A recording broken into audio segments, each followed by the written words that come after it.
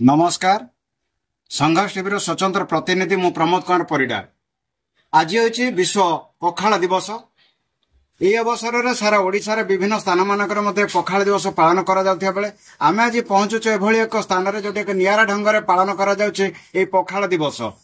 भुवनेश्वर चंद्रशेखरपुर अंचल रेल बिहार रे जे कि रेल बिहार युवा परिषद सभापति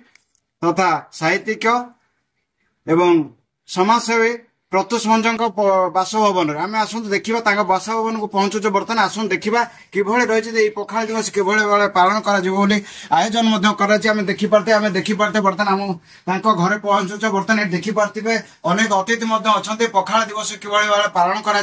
से परिसर निमंत्रण कर देखिपारे बर्तमान आम देखो रही पखाल दिवस ये कि आज ये दिवस किभଳି भाव पालन कर आसतु देखा कौन रही पखाल दिवस विभिन्न प्रकार आइटम केवल देशी खाद्य कहीं आम कौच आम पहुंची प्रत्युष मंजक बासभवन जो पखाल दिवस को ये मार हाथ तैयारी खाद्य जे कि हांडीशाल खाद्य भल पाइबा स्नेह ममतार भितर यही पखाल दिवस या माँ को हाथ तैयारी खाद्य आमको परोसी देवे प्रत्युष मंच आसन देखिए कौन रही कि रही प्रस्तुत कौन कौन सब रही जो खाद्य सब देखा जा से हांडीशाल को मार हांडीशाल को कौन रही आम देखा आम पहुंचुଛୁ बर्तमान से हांडीशाल भितर को कौन रही आइटम कौन करें देखा कौन रही आज पखाल दिवस नहीं आम बर्तमान पहुंचुଛୁ हांडीशाल जो रही अनेक किसी जिनस आम देखिपा जे कि रही अनेक किसी जिनस जहाँकि पखाल को किभଳି भाव आयोजन कर प्रत्युष मंच आम देखा बर्तमान विभिन्न प्रकार आइटम आप देखिपे ये रही अच्छा समाजसेवी प्रत्युष मंच जे कि रेल बिहार युवा परिषद सभापति आम सहित कथा बर्तमान अच्छा भाई आम सहित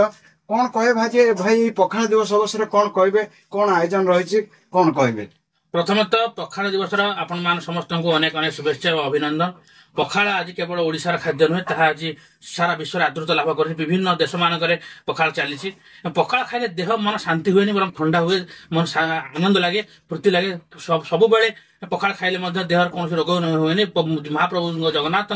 पखाल भोग हुए यही अवसर में आम मार्च 20 तारीख पखाल दिवस पालन कर विभिन्न स्तर पालन आज आम विगत दिन पालन कर विगत वर्ष आज मो मामा निजे घरे प्रस्तुत कहीदे चाहे आम अच्छे जो आइटम कहते ये है पखाल तापरे एपटे रही दही छुंक पखाल जो खाइबे ये शाग भजा तापरे बैगण भजा आमर आलू चकटा कलरा चिप्स तापरे बीन आलू पटल भजा तापरे छतु भजा काकुड़ी लंका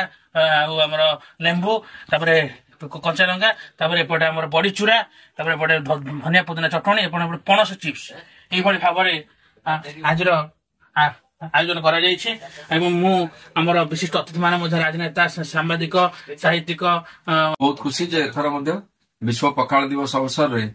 से आज निज घरे बासभवन रे आज गोटे बंधु मिलन कार्यक्रम आयोजन करथिले बहुत शुभेच्छु एवं शुभचिंतक एठिक आस्थिले पखाल दिवस रे मोर पखाल मो पे गोटे अलग महत्व रखे स्वतंत्र कारण पखाल दिवस लोक पखाल खाती किए खरा दिन पखाल खाए मु वर्ष को 365 दिन पखाल खाए आ दिन को 2 थर खाए समस्ते कहते पखाल भात खाइले मोटा हो उष्णा भात खाइले कले मोटा हो से कनसेप्ट मोर ना मुझे मेडिकल साइंस देखिली दरकार टू अधिका खाइले लोक मोटा हे आ जब एक्सरसाइज प्रॉपर्ली न हो लोकटी मोटा हम किंतु आवश्यकता अनुसार आप खाऊं भात गोटे बेस्ट खाद्य से सकाळे खातु से राति भी खातु रिजुता दिवाकर जी आम शाहरुख खान जी फिजिओ एवं जी न्यूट्रिशनिस्ट डायटिशियन सी भी एक कहते आप ब्राउन राइस खातु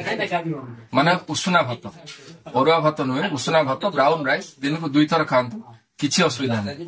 आजिका डेट रे डायटिशियन माने एक कथा भी एडवाइस करूछंती सिने तारका मानकर एवं बहुत माने बड़ बड़ लोक मानकर भी जे आपण ब्राउन राइस खातु तो सही हिसाब रे मु तो सब पखाल खावा लोक किंतु आज पखाल दिवस विशेष महत्व जेहेतु मु शाकाहारी आमिष खाएनी एवं आज गुरुवार पड़ी प्रति धन्यवाद सी संपूर्ण भाव में शुद्ध शाकाहारी भोजन व्यवस्था करते 10-11 प्रकार आइटम करते ସମସ୍ତେ ଆସିଲୁ ଖୁସିରେ ପଖାଳ ଖାଇ। କଣ କହିବେ ପଖାଳ ଦିବସ ଅବସରରେ ଆପଣ ପହଞ୍ଚିଥିଲେ, କଣ କହିବେ? ସମସ୍ତ ଓଡିଶାବାସୀଙ୍କୁ ସମସ୍ତଙ୍କୁ ନମସ୍କାର ଆଉ ବହୁତ ବହୁତ ଧନ୍ୟବାଦ ଆମର ପ୍ରତ୍ୟୁଷ ଭାଇଙ୍କୁ। ସେ ଆଜି ତାଙ୍କ ବାସଭବନରେ ଏ ଯୋଉ ପଖାଳ ଦିବସ ଗୋଟେ ଆୟୋଜନ କରିଥିଲେ, ମତେ 2 ଦିନ ଆଗରେ ମତେ ଜଣାଇଲେ ଯେ ନିଶ୍ଚିତ ଭାବରେ ମୁଁ ଯିବି। ଆଉ ଆଜି ଆସି ଦେଖିଲି ପଖାଳ ଦିବସରେ ଏତେ ମାନେ ଖୁସି ଲାଗିଲା। ଆଜି ତା ପରିବାର, ମୁଁ ମଧ୍ୟ ଆଙ୍କ ଗୋଟେ ସଦସ୍ୟ ପରିବାର ର ମେମ୍ବର୍ସ ଜଣେ ହେଇଗଲି। ଆଜି ସମସ୍ତେ ଏଇଠି ବସିଲୁ ଆଉ ଗୋଟେ 5-6 ପ୍ରକାର ଆଇଟମ କରିଥିଲେ, ମତେ ବହୁତ ବଢିଆ ଲାଗିଲା। 11 ପ୍ରକାର ମାନେ ବହୁତ ଖୁସି ଲାଗିଲା। ଭଜା, ସେ ପଣସ ଚପ୍, ବଡିଚରା, ବାଇଗଣ ପିଠା, ବିଭିନ୍ନ ପ୍ରକାର ଆଳୁ ଭର୍ତ୍ତା, ବଡିଚୁରା, ବିଭିନ୍ନ ପ୍ରକାର ଶାଗ, ମାନେ ଏତେ ଗୋଟେ 11 ପ୍ରକାର ଆଇଟମ କରି ଆଜି ଆମକୁ ଏ ପଖାଳ ଦିବସରେ ଖାଇବାକୁ ଦେଲେ, ସେଥିପାଇଁ ବହୁତ ବହୁତ ଧନ୍ୟବାଦ। ଆଉ ପରିବାର ସମସ୍ତଙ୍କୁ, ବାପା ମା ଅଛନ୍ତି ତାଙ୍କୁ ମଧ୍ୟ ବହୁତ ବହୁତ ଧନ୍ୟବାଦ। ଆଜି ଆମେ ସମସ୍ତେ ଏକ ଗୋଟେ ଭାଇ ଭାଇ ଆଜି ଗୋଟେ ସମ୍ପର୍କ ସ୍ଥାପନ ହେଲା। ଆଜି ବସିଲୁ, ଖାଇଲୁ, ଏତେ ବଢିଆ ଲାଗିଲା। ଇଏ ଯୋଉ ପଖାଳ ଦିବସରେ ଏଇଟା ତ ଓଡ଼ିଶାବାସୀ ଓଡିଆ ଲୋକଙ୍କର ଗୋଟେ ମାନେ ପଖାଳଟା ଗୋଟେ ମୁଖ୍ୟ ଖାଦ୍ୟ। ନିଶ୍ଚିତ ଭାବରେ ଆମର ଦକ୍ଷିଣ ଓଡିଶାରେ ମଧ୍ୟ ଆମର ଲୋକମାନେ ସବୁ ପଖାଳ ଖାଆନ୍ତି। ଆଉ ପଖାଳ ଖଣ୍ଡେ ମାରିଦେବେ, ତାପରେ କାମ ଯେ ଯାହା କାମ ଧନ୍ଦାକୁ ଯାଆନ୍ତି। ପଖାଳଟା ଏତେ ମାନେ ପେଟ ପାଇଁ ଶାନ୍ତି ଲାଗିବ, ପେଟ ଭଲ ଜୀର୍ଣ୍ଣ ହବ, ପେଟକୁ ଥଣ୍ଡା ରଖିବ, ବହୁତ ବଢିଆ ଲାଗିବ ସମସ୍ତଙ୍କୁ। ସେଥିପାଇଁ ଆଜି ସମସ୍ତଙ୍କୁ ଏ ପଖାଳ ଦିବସରେ ମୋର ଗୋଟେ ସନ୍ଦେଶ ରହିବ ଯେ ନିଶ୍ଚିତ ଭାବରେ ଆପଣ ମାନେ ପଖାଳ ଦିବସ ଧୁମଧାମରେ ପାଳନ କରନ୍ତୁ ଏବଂ ଏ ପଖାଳ ଖାଇବା ଅଭ୍ୟାସ କରନ୍ତୁ। ଭାଇ ଖରା ଦିନ ଆସିଲେ ଭାଇ ପେଟ ନିଶ୍ଚିତ ଭାବରେ ପଖାଳ ଖାଇଲେ ଥଣ୍ଡା ରହିବ। ସମସ୍ତେ ପଖାଳ ଖାଆନ୍ତୁ ଏବଂ ପେଟକୁ ଶାନ୍ତି ରଖନ୍ତୁ। ଏବଂ ମାନେ ଓଡିଶାରେ ଓଡିଆ ଲୋକଙ୍କର ଏ ପଖାଳ ଗୋଟେ ପ୍ରିୟ ଖାଦ୍ୟ। ସେଥିପାଇଁ ମୁଁ ଓଡିଆ, ଭାରି ବଢିଆ, କଂସାଏ ପଖାଳ ଭାରି ବଢିଆ। ଧନ୍ୟବାଦ। ପଖାଳ ଦିବସ ଅବସରରେ ଆପଣ ଆସିଥିଲେ, କଣ କହିବେ? ପଖାଳ ଦିବସ ପ୍ରଥମେ ସମସ୍ତଙ୍କୁ ହାର୍ଦ୍ଦିକ ଶୁଭେଚ୍ଛା ଏବଂ ଅଭିନନ୍ଦନ। ଆଜି ଆମେ ଆସି ପହଞ୍ଚୁ ରେଲଭିଆ ଯୁବ ପରିଷଦର ଯୋଉ ମୋ ସାନ ଭାଇ ମଲ୍ଟି ଟ୍ୟାଲେଣ୍ଟେଡ, ମାନେ କବିଠୁ ନେଇକି ଲେଖକଠୁ ନେଇକି ସୋସିଆଲ ୱାର୍କରଠୁ ନେଇକି ଆଙ୍କରିଂଠୁ ନେଇକି ସମସ୍ତ କାମରେ ଯାହାର ବହୁତ ଏକ୍ସପର୍ଟାଇଜ ଅଛି ପ୍ରତ୍ୟୁଷ ଭଞ୍ଜ। ତାଙ୍କ